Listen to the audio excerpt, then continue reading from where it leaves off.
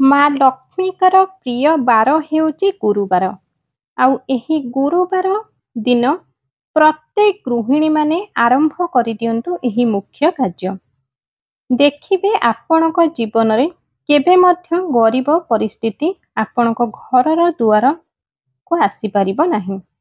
ଆଜିର ଭିଡ଼ିଓରେ ଏହିପରି କିଛି ଉପାୟ ଅଛି, ଆପଣମାନେ ଯଦି ଗୁରୁବାର ଦିନ କରିଦିଅନ୍ତି ତେବେ ଆପଣଙ୍କ ଜୀବନରେ କେବେ ମଧ୍ୟ ଗରିବୀ ସମସ୍ୟା ରହିବ ନାହିଁ।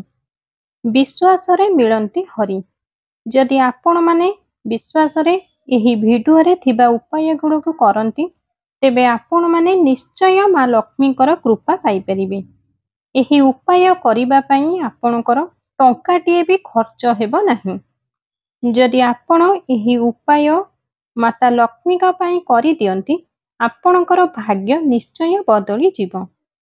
ଆପଣଙ୍କର ସ୍ୱାମୀ ଯେଉଁ ଆର୍ଥିକ ପରିସ୍ଥିତି ପାଇଁ ବହୁତ ଚିନ୍ତାରେ ଅଛନ୍ତି, ଏହି ସମସ୍ୟା ଆପଣଙ୍କର ଆର୍ଥିକ ପରିସ୍ଥିତିକୁ ନିଶ୍ଚିତ ଦୂର କରିବ।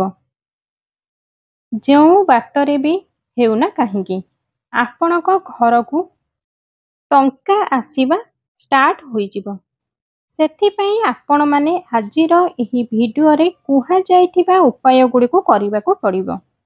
ଆଉ ଏହି ଉପାୟ ମାତା ଲକ୍ଷ୍ମୀଙ୍କର ଅତ୍ୟନ୍ତ ପ୍ରିୟ ଅଟେ। ଆଉ ଏହି ଉପାୟ ଆପଣଙ୍କ ଜୀବନର ବହୁତ ଚମତ୍କାରୀ ଫାଇଦା ନେଇ ଆସିବ। ଏବେ ଆସନ୍ତୁ ଜାଣିବା ସେହି ଉପାୟ ଗୁଡ଼ିକ କ'ଣ।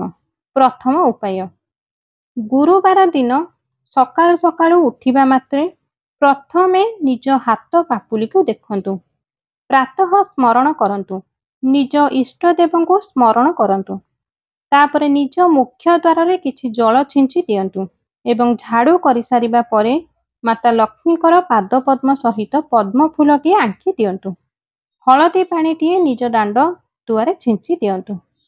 ଦ୍ୱିତୀୟ ନିୟମ, ଗୁରୁବାର ଦିନ କଳା ରଙ୍ଗର, ଖଇରିଆ ରଙ୍ଗର ବସ୍ତ୍ର ପରିଧାନ କରନ୍ତୁ ନାହିଁ।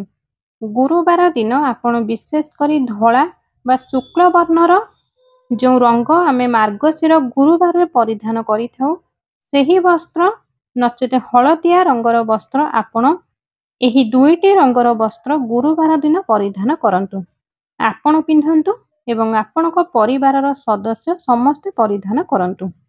ତୃତୀୟ ନିୟମ, ଗୁରୁବାର ଦିନ ଯେତେବେଳେ ଆପଣ ପୂଜା କରୁଛନ୍ତି, ଯେତେବେଳେ ମାତା ବୃନ୍ଦାବତୀଙ୍କର ପୂଜା କରୁଛନ୍ତି, ସେହି ଜଳରେ ହଳଦୀ ପକାଇ ବୃନ୍ଦାବତୀଙ୍କ ମୂଳରେ ସେହି ଜଳକୁ ଅର୍ପଣ କରନ୍ତୁ।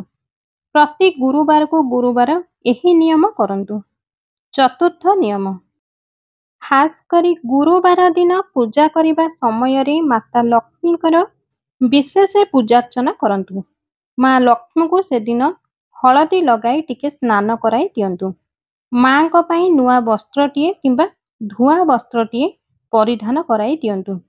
ମାଙ୍କୁ ସେଦିନ ଟିକେ ସାଜ ଶୃଙ୍ଗାର କରାଇ ଦିଅନ୍ତୁ।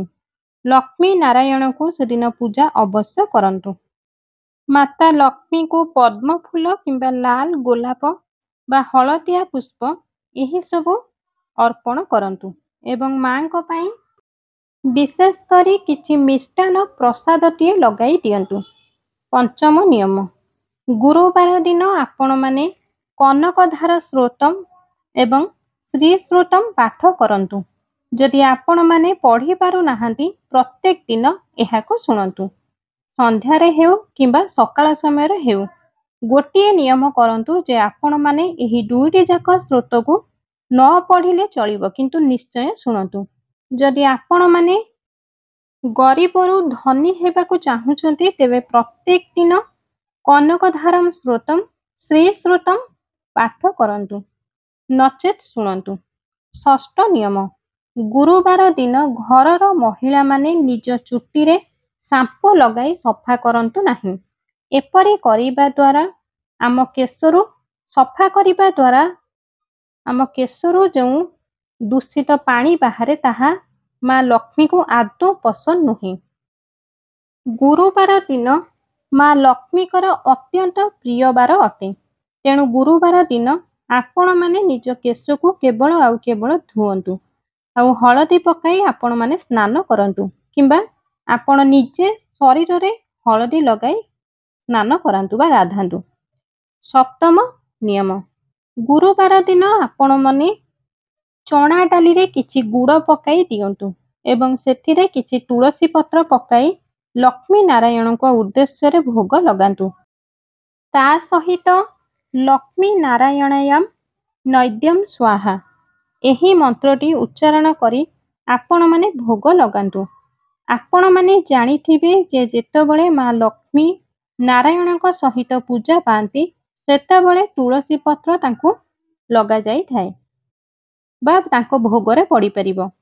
ଆପଣ ଚଣା ଡାଲିରେ କିଛି ଗୁଡ଼ ପକାଇ ଆଉ କିଛି ତୁଳସୀ ପତ୍ର ପକାଇ ପ୍ରତ୍ୟେକ ଗୁରୁବାରକୁ ଗୁରୁବାର ଏହି ନିୟମ କରନ୍ତୁ। ଲକ୍ଷ୍ମୀ ନାରାୟଣଙ୍କୁ ଚଣା ଗୁଡ଼ ସମର୍ପଣ କରନ୍ତୁ ଏବଂ ତା ପରଦିନ ସେହି ଚଣା ଡାଲିକୁ ପକ୍ଷୀମାନଙ୍କୁ ଖାଇବାକୁ ଦିଅନ୍ତୁ। ଅଷ୍ଟମ ନିୟମ, ଗୁରୁବାର ଦିନ ଯେଉଁ ବ୍ୟକ୍ତି କଦଳୀ ବୃକ୍ଷକୁ ପୂଜା କରିଥାଏ ସେ ତାଙ୍କ ଜୀବନରେ କେବେ ବି ଗରିବ ହୋଇନଥାଏ। ଆପଣ 7ଟି ଗୁରୁବାର କଦଳୀ ବୃକ୍ଷକୁ ପୂଜା କରନ୍ତୁ। ଦେଖିବେ ଯଦି ଆପଣଙ୍କ ଜୀବନରେ ଅର୍ଥଜନିତ ସମସ୍ୟା ତୁରନ୍ତ ଦୂର ହୋଇଯିବ। ଏଥିପାଇଁ ଆପଣ ଗୋଟିଏ ତମ୍ଭାର ଢାଳଟିଏ ନିଅନ୍ତୁ। ସେହି ଢାଳରେ କିଛି ଜଳ ନିଅନ୍ତୁ। ସେହି ଢାଳରେ ଚଣା ଡାଲି, ଟିକେ ଗୁଡ଼ ଆଉ ଟିକେ ଗଙ୍ଗା ଜଳ ଆଉ କିଛି ହଳଦିଆ ପୁଷ୍ପ ପକାଇ ଓମ୍ ଭଗବତେ ବାସୁଦେବାୟ ନମଃ ଏହି ମନ୍ତ୍ର ଜପ କରି 7 ଥର ଭଗବାନ ବିଷ୍ଣୁଙ୍କ ଉଦ୍ଦେଶ୍ୟରେ କଦଳୀ ବୃକ୍ଷରେ ଜଳ ଅର୍ପଣ କରନ୍ତୁ।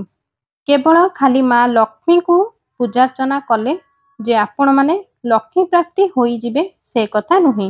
ତାଙ୍କ ସହିତ ପ୍ରଭୁ ନାରାୟଣଙ୍କୁ ମଧ୍ୟ ପୂଜା କରିବା ଦରକାର। ମା ବୃନ୍ଦାବତୀଙ୍କ ସହିତ କଦଳୀ ବୃକ୍ଷକୁ ମଧ୍ୟ ପୂଜା କରନ୍ତୁ। କଦଳୀ ବୃକ୍ଷ ମୂଳରେ ଚଣା ଡାଲି ଓ ଗୁଡ଼ ମିଶାଇ କିଛି ତୁଳସୀ ପତ୍ର ପକାଇ ଭୋଗ ଲଗାଇ ଦିଅନ୍ତୁ। ଯଦି ଆପଣ ପ୍ରତ୍ୟେକ ଦିନ କଦଳୀ ବୃକ୍ଷକୁ ସକାଳେ ଏବଂ ସନ୍ଧ୍ୟାରେ ଧୂପ ଦୀପ ଏବଂ କିଛି ଜଳ ଅର୍ପଣ କରି ପୂଜା କରନ୍ତି ତେବେ ଏହା ଅତ୍ୟନ୍ତ ଶୁଭ ଅଟେ। ଏହି ଉପାୟ ଆପଣମାନେ ଥରେ କରିକି ହିଁ ଦେଖନ୍ତୁ ଆଉ କେତେ ଚମତ୍କାରୀ ଆପଣଙ୍କ ଜୀବନରେ ଆପଣ ବିଶ୍ୱାସ ବି କରିପାରିବେ ନାହିଁ। ନବମ ଉପାୟ, ଗୁରୁବାର ଦିନ ଘରର ମହିଳା ବା ପୁରୁଷମାନେ କାହା ଉପରେ ରୋଷ କରନ୍ତୁ ନାହିଁ। ସେଦିନ ଆପଣ ଶାନ୍ତ ରୁହନ୍ତୁ ଏବଂ ପିଲାଛୁଆଙ୍କ ଉପରେ ଆଦୌ ହାତ ଉଠାନ୍ତୁ ନାହିଁ କିମ୍ବା କାହାକୁ ବି ଗାଳି ଗୁଲଜ କରନ୍ତୁ ନାହିଁ। ବିଶେଷ କରି ଗୁରୁବାର ଦିନ ଏହି ନିୟମଟି ଆପଣମାନେ ପାଳନ କରନ୍ତୁ। ଦଶମ ଉପାୟ, ଗୁରୁବାର ଦିନ ଆପଣମାନେ ଟିକେ ସାଜ ଶୃଙ୍ଗାର କରନ୍ତୁ। ଘରର ମହିଳାମାନେ ପାଦରେ ଅଳତା ଲଗାନ୍ତୁ। ଖାଲି ଗୁରୁବାର ନୁହେଁ, ଗୁରୁବାର ଏବଂ ଶୁକ୍ରବାର ଦିନ ସାଜ ଶୃଙ୍ଗାର ସହିତ ଅଳତା ଲଗାନ୍ତୁ। ଭଲ ବସ୍ତ୍ର ପରିଧାନ କରନ୍ତୁ। ସବୁବେଳେ ସଫାସୁତୁରା ରୁହନ୍ତୁ। ଏହା ସହିତ ଗୁରୁବାର ଦିନ ଆପଣ ପୋଡ଼ା ଦ୍ରବ୍ୟ ଆହାର କରନ୍ତୁ ନାହିଁ। ଗୁରୁବାର ଦିନ ଆପଣମାନେ ଲାଉ ଖାଆନ୍ତୁ ନାହିଁ କି ପିତା ଦ୍ରବ୍ୟ ଯାହାକି କଲରା, ନିମ, ପିତା ଜାତୀୟ ଜିନିଷ କିଛି ଖାଆନ୍ତୁ ନାହିଁ। ଖାସ୍ କରି ଗୁରୁବାର ଦିନ। ଗୁରୁବାର ଦିନ ଯଦି ପାରୁଛନ୍ତି କୌଣସି ଗରିବ ବ୍ୟକ୍ତିଙ୍କୁ ଆହାର ଦାନ କରନ୍ତୁ। ଯଦି ଆହାର ଦାନ ନ ଦେଇ ପାରୁଛନ୍ତି ତେବେ ଗୁରୁବାର ଦିନ ଆପଣ ପକ୍ଷୀମାନଙ୍କୁ ପ୍ରତିଦିନ ଖାଇବାକୁ ଦିଅନ୍ତୁ। କିଛି ଶସ୍ୟ ଜାତୀୟ ଖାଦ୍ୟ ଖାଇବା ପାଇଁ ଦିଅନ୍ତୁ। ଆପଣଙ୍କ ଜୀବନରୁ ଗରିବୀ ସମସ୍ୟା ଦୂର କରିବା ପାଇଁ ପିମ୍ପୁଡ଼ି, ପକ୍ଷୀ, ଗାଈ ଏବଂ କୁକୁରମାନଙ୍କୁ ଯଦି ଆପଣମାନେ ପ୍ରତିଦିନ ଖାଇବା ପାଇଁ ଦିଅନ୍ତି ତେବେ ଆପଣ ନିଶ୍ଚିତ ନିଜ ଜୀବନରୁ ଗରିବ ସମସ୍ୟାକୁ ଦୂର କରିପାରିବେ। ନିଜ ଘରର ଗୁରୁଜନମାନଙ୍କୁ ଗାଳି ଗୁଲଜ କରନ୍ତୁ ନାହିଁ। ଦେଖିବେ ଆପଣଙ୍କର ବୃହସ୍ପତି ଗ୍ରହ ଅଧିକ ଷ୍ଟ୍ରଙ୍ଗ ହେବ ଯାହାଫଳରେ ଆପଣ କେବେ ମଧ୍ୟ ଅର୍ଥଜନିତ ସମସ୍ୟାକୁ ସାମ୍ନା କରିବେ ନାହିଁ ଏବଂ ପ୍ରତ୍ୟେକ ଘରର ମହିଳାମାନଙ୍କୁ ସମ୍ମାନ ଦିଅନ୍ତୁ। ଏହା ତ ଥିଲା 10ଟି ନିୟମ। ଆପଣଙ୍କ ଜୀବନରେ ଗରିବୀକୁ ଦୂର କରିବା ପାଇଁ ଆଜିର ଏହି ଭିଡ଼ିଓରେ କୁହାଯାଇଥିବା ନିୟମଗୁଡ଼ିକୁ ନିଶ୍ଚିନ୍ତ ପାଳନ କରନ୍ତୁ ଏବଂ ଭିଡ଼ିଓଟି ଯଦି ଆପଣଙ୍କୁ ପସନ୍ଦ ଆସିଥାଏ ତେବେ ଭିଡ଼ିଓଟିକୁ ଗୋଟିଏ ଲାଇକ୍ କରିବା ସହିତ ଭିଡ଼ିଓଟିକୁ ଅଧିକରୁ ଅଧିକ ସେୟାର କରନ୍ତୁ। ଆମ ଚ୍ୟାନେଲରେ ଆପଣମାନେ ନୂଆ ଥିଲେ ଚ୍ୟାନେଲଟିକୁ ସବସ୍କ୍ରାଇବ୍ କରିଦିଅନ୍ତୁ ଏବଂ କମେଣ୍ଟ ବକ୍ସରେ ନିଶ୍ଚୟ ଲେଖନ୍ତୁ ଜୟ ମା ଲକ୍ଷ୍ମୀ।